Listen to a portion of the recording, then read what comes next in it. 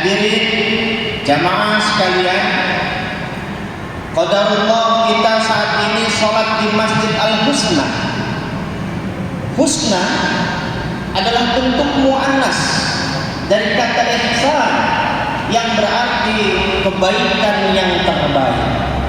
Maka insya Allah hadirin sekalian, ini adalah momen kebaikan yang terbaik.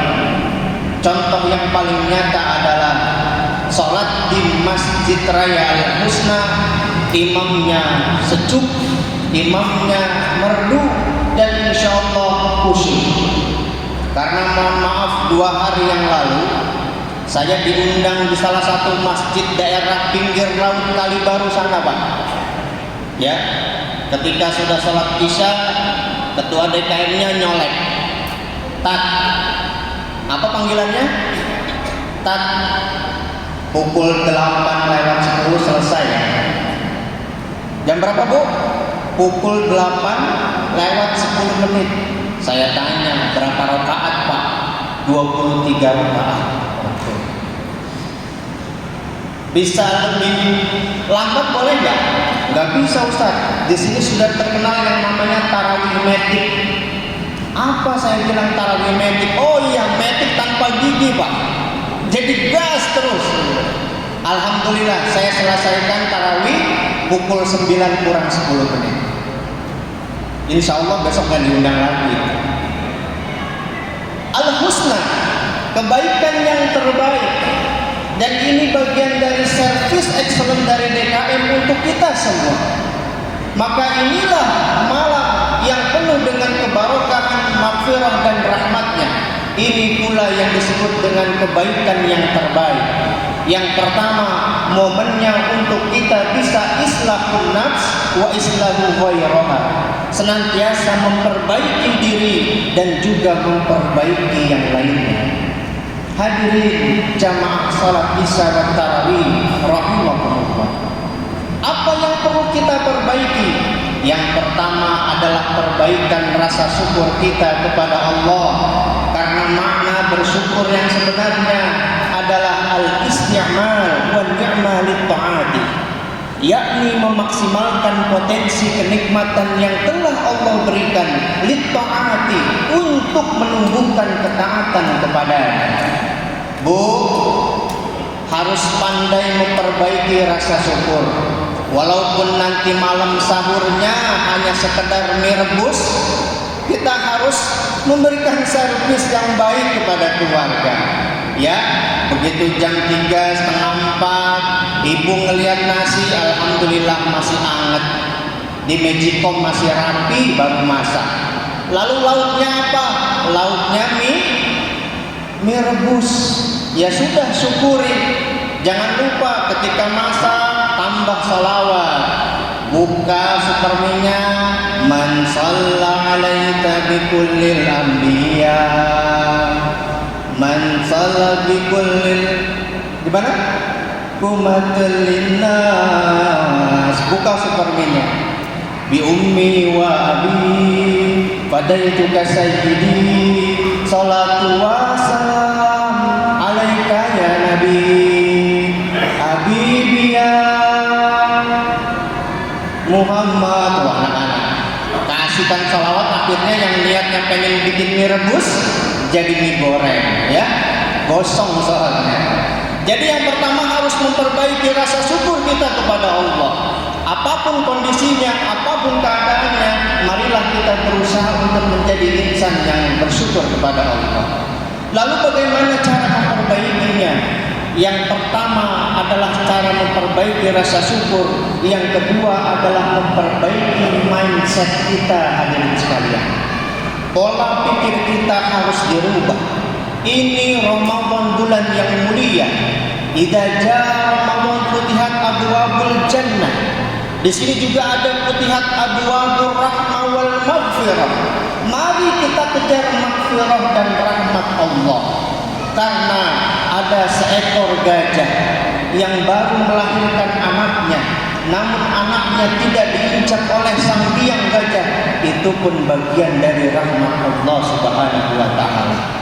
Ada seekor semut yang hitam yang berada di atas batu yang hitam, yang dalam kondisi malam yang sangat gelap gulita. Namun itulah contoh nyata dan bukti adanya rahmat Allah. Malam ini walaupun kita bergelimang dosa dan maksiat, Allah tetap memberikan kita kesempatan untuk bersujud bermunajat di Masjid Raya Al-Husna ini. Ini pun bagian dari rahmat Allah. Maka mumpung pintu rahmat Allah dibuka, mari kita maksimalkan Bapak Ibu sekalian. Yang membutuhkan Ramadan adalah kita semua, bukan Allah yang membutuhkan kita. Hal ini termaktub di dalam hadis qudsi, tepatnya di kitab Al-Arba'in An-Nawawiyah, hadis ke-24 posisi paling kanan. Allah Subhanahu wa taala berfirman, "Ya ibadi, law anna awwalakum wa akhirakum wa insakum wa jinnakum kanu ala atqa qalbi rajulin wahidin minkum ma zada dzalika fi mulki syai'a." Wahai hambaku, kumpulkanlah dari kalangan bangsa jin dan manusia yang penciptaannya mulai yang paling awal sampai yang paling akhir, lalu tunjuk di antara mereka yang punya hatinya paling bersih, paling taat kepadaku, maka Allah mengatakan, "Maza dzalika fi mulki syai'a." Hal itu tidak akan mengurangi sedikit pun, hal itu tidak akan menambah sedikit pun dari kekuasaanku.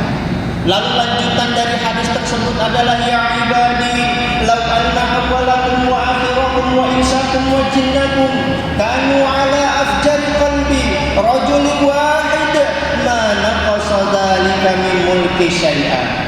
Kumpulkan juga dari kalangan bangsa jin dan manusia yang penciptaannya mulai yang paling awal sampai yang paling akhir, lalu tunjuk di antara mereka yang paling hatinya kotor, yang paling membangkang terhadapku, yang paling punya banyak maksiat dan dosa di hadapanku, maka Allah mengatakan, "Ma naqasa dzalika min mulki syai'a." Hal itu tidak akan mengurangi sedikit pun dari kekuasaanku.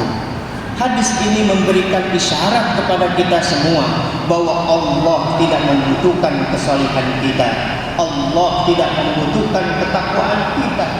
Kitalah yang membutuhkan Ramadan ini untuk senantiasa melaundry, mencuci, membersihkan seluruh dosa dan maksiat yang kita lakukan. Hadirin jamaah salat isya wa tarawih rahimani wa rahimakumullah. Mumpung masih ada kesempatan, Bu, mari kita maksimalkan Ramadan. Qadarullah, saya punya istri petugas medis, tepatnya di RSCM, ya, di RSCM. Orang-orang Kalibaru pada bilang RSCM itu bukan rumah sakit Cipto Mangunkusumo, tidak, tapi plesetan mereka adalah rumah sakit cepat mati. Kenapa begitu? Karena yang masuk ke sana rata-rata pada setengah modal semua. Ketika rumah sakit lain sudah tidak menerima, tidak ada alat, maka dirujuklah ke RSCM. 2 hari yang lalu, istri saya merawat seorang pasien berumur 16 tahun. Diriwayatkan di situ beliau adalah atlet futsal. Tubuhnya kekar, badannya sehat, anak muda, umur 16 tahun, tapi kemarin meninggal dunia. Gara-gara apa, Bu? Ajal tak pasti.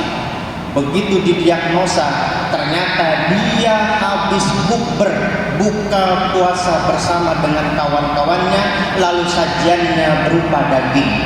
Ketika dia makan malam, ada daging yang nyangkut di giginya, lalu dia ambil tusuk gigi, kena gusinya. Seketika langsung bernanah, langsung berdarah, langsung pingsan, dirujuk ke RSCM. Berapa jam diperiksa, didiagnosa, dan masuk ruang operasi, ternyata mengalami sepsis atau pembusukan. Tak lama subuh, inna lillahi wa inna ilaihi raji'un. Apa artinya, hadirin sekalian? Allah Subhanahu wa taala sudah menakar umur kita. Mumpung siang malam ini, mumpung nanti siang insya Allah kita diberikan kesempatan untuk saum, untuk banyak-banyak beribadah, maka marilah kita karena sudah suratan takdir. Ya, kalau di TikTok tuh sedang ramai. Dunia sementara, akhirat selama-lamanya.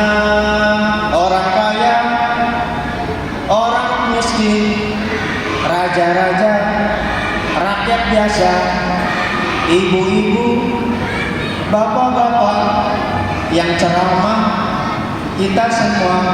Oh, untung saya nggak ngomong ya. Ya. Memang begitu Bu, itu ayat Quran. Idza jaa ajaluha, bahwa ketika ajal itu sudah sampai tidak ada bisa yang memajukan atau yang memundurkan.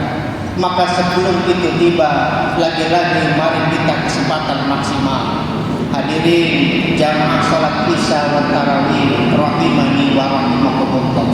Pesan yang ketiga untuk para ayah yang ada di sini.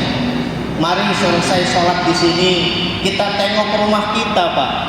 Apakah ada rumah kita, anak-anak kita yang ikut sholat berjamaah di masjid ini, ataukah mereka di rumah kita masing-masing sedang terbuai dengan gadget dan sosmed serta video gamenya?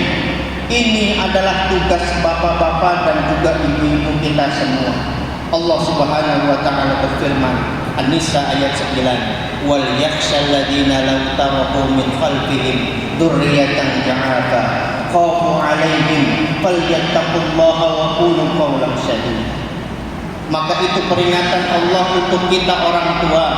Jangan sampai kita meninggalkan generasi Islam masa depan penuh dengan kelemahan. Para mufassir sepakat bahwa kelemahan dimaksud adalah dzurriyyatan di'afa, generasi yang lemah ekonomi, lemah mental, lemah spiritual, dan juga lemah akhlakul karimah. Inilah tugas kita bersama. Karena pesan dari Ibnu Qayyim Al-Jauziyah di dalam kitabnya Al-Fawaid halaman 33 menyatakan, idha'atul waqti asyaddu minal mauti. Orang Islam yang banyak melalaikan waktu itu lebih berbahaya daripada sebuah kematian. Kalau kematian yaqtauka 'anid dunya wa ahlaha, ia hanya sekedar meninggalkan dunia dan isinya saja. Tetapi orang-orang Islam, anak-anak muda, generasi Islam yang banyak melalaikan waktu, kenapa lebih berbahaya? Taqtauka 'anillah wad darul akhirah. Karena ia berpotensi melupakan Allah dan juga melupakan bekal akhiratnya. Hadirin jamaah salat Isya wa tarawih rahimakumullah. PR kita masih banyak, Pak. Waktu kita sudah MC menyebutkan 14, masukkan 14 ya, setengah bulan. Maka tinggal setengah bulan lagi kita untuk memperbaiki diri. Maka pesan yang terakhir, ini momen yang terbaik untuk bisa kita beristighfar kepada Allah. Ini momen yang terbaik untuk bisa kita bermuhasabah. Karena Amirul Mukminin Umar bin Khattab radhiyallahu anhu mengatakan, hasibu anfusakum qabla an tuhasabu. Evaluasilah dirimu sebelum dihisab nanti. Timbang-timbanglah dirimu sebelum ada pertimbangan nanti. Bapak, Ibu, dan Saudara, marilah kita evaluasi. Hari ini Allah tetap memberikan kita kesempatan untuk menggunakan pakaian yang beraneka ragam jenisnya, warnanya, dan bahkan harganya. Besok kita akan dipakaikan oleh pakaian yang relatif sama warnanya, sama harganya, sama jenis bahannya, yaitu kain kafan. Hari ini Allah masih memberikan kita kesempatan untuk bisa menaiki aneka kendaraan dengan jenis dan mereknya.